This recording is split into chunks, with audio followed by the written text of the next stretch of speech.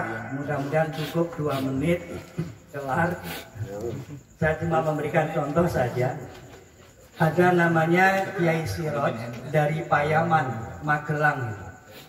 Suatu saat ketika santrinya sedang mengadakan Bastur Masail, ada pertemuan antar santri membahas suatu masalah yang ternyata yang dibahas adalah masalah tahlilan.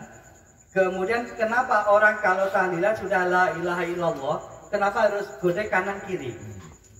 Itu yang dibahas, ada nggak dalilnya? Makanya kalau tadi saya cuma buka dalil kullu nafsin dha'iqatul maut, mohon maaf karena kita sebenarnya berangkat sudah bawa dalil semua. Minimal 83 ayat pasti sudah dibawa. Cuma paham apa enggak gitu aja. Yasin itu kan 83 ayat, itu dibawa dari rumah, hafal semuanya. Alhamdulillah sampai di sini lupa semuanya atau enggak paham apa isinya. Nah, ketika santri Mbah Sirat itu sedang membahas masalah orang membaca la ilaha illallah, kenapa kok godek kanan kiri? Tiba-tiba Mbah Sirat itu datang di ruang pertemuan itu, langsung maju ke di depan. Begitu sampai di depan, duduk di kursi itu yang disediakan, Mbah Sirat cuma minta kopi. Tolong siapin kopi, minta kopi. Begitu kopinya datang, diantarkan ke Mbah Sirat itu langsung minum ya, langsung diminum kopinya itu. Begitu minum, seruput itu ya, langsung alhamdulillah gitu. Kemudian minum lagi, diseruput itu, kemudian godek lagi kanan kiri 2 kali. Sampai yang ketiga, Mbah Sirat tidak komentar apapun. Tidak komentar apapun apa yang dibahas oleh santrinya tadi. Langsung Mbah Sirat itu pamit. Kemudian santrinya bingung, lah kita menerusin tadi enggak? Bastur Masail ini tadi kita terusin apa enggak? Bagaimana hukumnya orang ketika mengucapkan la ilaha illallah kok sampai godek kanan kiri itu? Hukumnya apa? Ada enggak dalilnya? Ada sebagian santri yang kemudian ayo kita lanjutkan. Kemudian ada yang agak senior ngomong, nggak perlu kita lanjutkan, kita sudah menemukan jawaban. Jawabannya apa? Simbah tadi datang, ketika minum kopi, saking nikmatnya rasa kopi itu sampai Mbah Sirat itu godek alhamdulillah. Jadi kalau ada orang tahlilan godek kanan kiri, nggak usah kaget, nggak usah bingung. Saking nikmatnya orang zikir, maka godek kanan kiri. Ada yang atas bawah gitu kan. Ada yang sampai kemudian ke depan dan nggak balik-balik.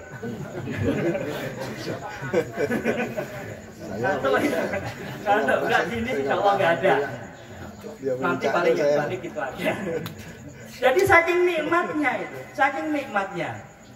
Nah kemudian saya ternyata posisinya ada di santri Mbah Sirat. Nggak tahu masalahnya apa, kenapa tiba-tiba disuruh berdiri. Yang nanti masalah yang pojokan sono sebenarnya. Kong kali kong sama ini. Sama Amir juga kayaknya.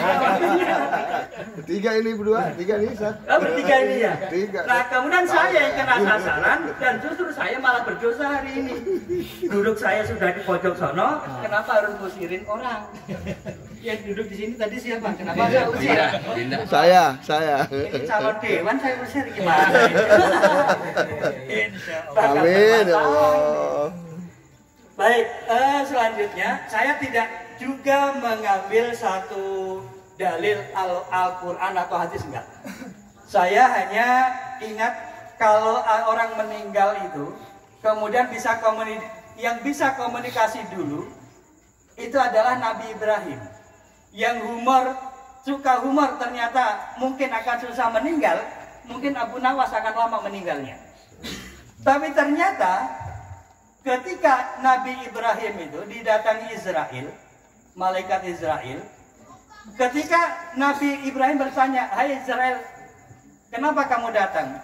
"Saya datang untuk mencabut nyawamu." "Loh, kau mencabut nyawamu? Siapa yang menyuruh?" "Yang menyuruh Allah." "Lah, apa kamu nggak tahu kalau aku ini adalah Khalilur Rahman?" "Betul, kamu Khalilur Rahman. Tapi ini yang menciptakan kamu yang minta." Kata Nabi Ibrahim apa? "Hal ra'aita habiban ayyaqtula habibah." pernahkah kamu melihat seorang kekasih membunuh kekasihnya? Kemudian malaikat Israel karena kan nggak mikir, pokoknya diperintah matiin ya matiin, suruh turun ya turun. Kemudian balik lagi, ya Allah, Nabi Ibrahim itu protes. Kenapa? Adakah seorang kekasih yang berkenan mau membunuh kekasihnya? Kemudian oleh Allah dijawab kepada malaikat Israel, Israel, kalau begitu kamu turun lagi. Jawab kepada Ibrahim dengan kalimat, hal ra'aita habiban yakrahu ayyalqa habibah. Adakah seorang kekasih yang tidak bersedia atau yang sedih, yang kesel untuk bertemu dengan kekasihnya? Allah kekasihnya, Nabi Ibrahim adalah kekasih Allah, Khalilullah tadi. Nah, caranya bertemu antara Nabi, manusia dengan Allah adalah melewati kematian itu tadi. Dengan kalimat ini, akhirnya Pak, ya sudah kalau begitu, saya mau. Ini Nabi Ibrahim bisa komunikasi. Nah, kita kapan komunikasi sama Israel? Begitu datang, insya Allah kita duluan paling kabur. Kalaupun sempat. Makanya kadang kalau ada orang yang datang ke kuburan itu, kenapa kita harus mengucapkan Assalamualaikum? Apa orang kuburan dengar? Pasti dengar orang kuburan. Emang mereka jawab. Kok kita nggak dengar? Kalau kita dengar, kita nggak bakal bisa lari. Balik lagi. Udah mati duluan. Gitu. Belum sempat lari. Langsung jatuh itu. Lagi nyinggung saya. Jadi mereka mendengar. Hanya pahalanya itu, kita yang masih hidup mengucapkan salam, hukumnya kan sunnah. Kita mendapatkan pahala. Kalaupun orang-orang yang meninggal itu, lanjut. Ya, lanjut. kita pakai istirahat dulu ya. Iya.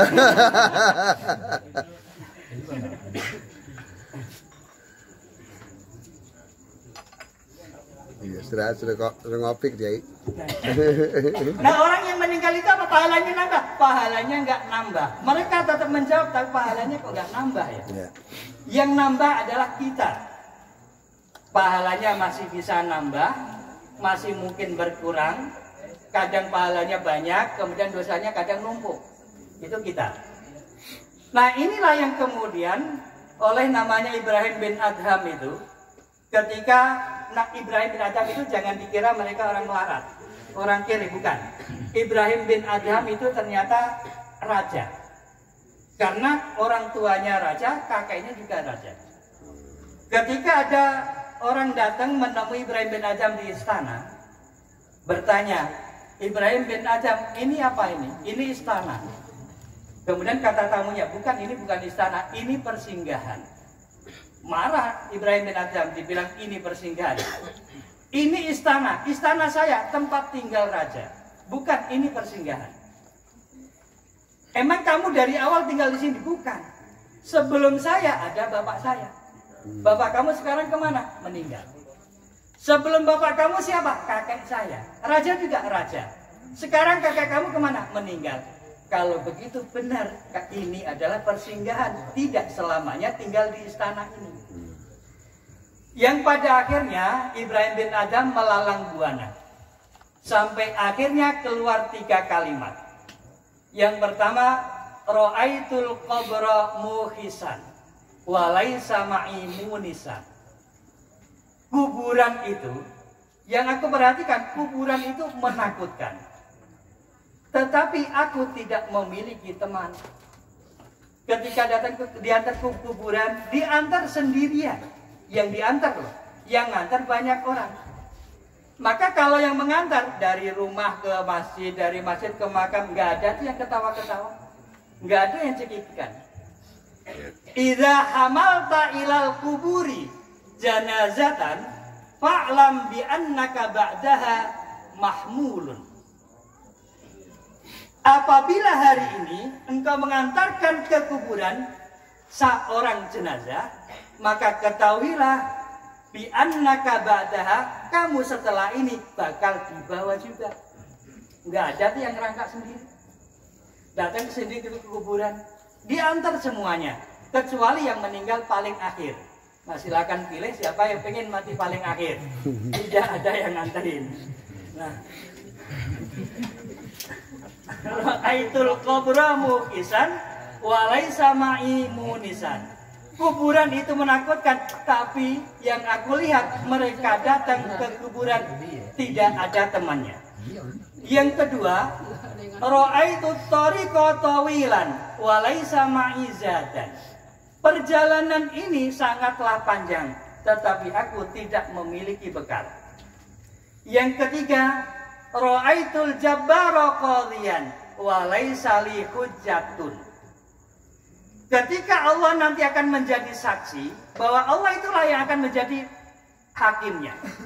Walaisa li hujjatun, dan aku tidak memiliki alasan apapun yang menguatkan perbuatanku selama hidup di dunia. Jadi ketika yang pertama, kuburan itu menakutkan, kita tinggal sendiri. Perjalanan ke akhirat itu panjang, kita tidak memiliki banyak bekal. Yang ketiga, Allah yang akan menjadi hakim. Maka bagaimana kita mungkin menghindar dari penglihatan Allah semasa hidup kita di dunia ini? Karena tiga-tiganya ini yang mungkin terjadi, maka yang perlu kemudian kita lakukan adalah Allahumma ja'alil Qur'ana lana fid dunya qarina wa fil qabri munisa. Jadi teman di dunia dan teman juga nanti di kubur. Wa fil qabri munisa, jadikan teman di kuburan. Lah kalau nggak pernah dibaca, kapan nemenin? Insya Allah baca Pak, kapan? Kalau ada tahlilan. Kalau nggak tahlilan, enggak, paling baca cuma sekali doang. 1 rakaat 17 kali, itu pun kalau ingat. Kalau tidak lengkap sehari semalam, kapan orang baca Quran? Setelah sholat ada diajak wiridan, kadang bingung. Wiridan apa? Emang ada sunahnya wiridan? Ya nggak usah nyari sunahnya aja lah. Wiridan itu benar apa salah? Bacaannya benar apa salah? Itu saja yang kemudian harus dipakai. Kalau tadi idza hamalta ilal kuburi janazatan fa'lam bi annaka ba'daha mahmulun. Wa idza aradta umura qaumin sa'atan fa'lam bi annaka ma'zulun. Kalau hari ini kamu memegang amanah, hari ini kamu memegang kekuasaan, itu pun hanya sesaat. Ketahuilah setelah itu kamu pasti akan lengser. Kamu akan dilengserkan. Oleh apa? Oleh alam iya, oleh masa iya, oleh sendiri-sendiri juga iya. Maka karena bekal yang harus dibawa itu banyak, maka bacalah Al-Quran, perbanyaklah bersolawat.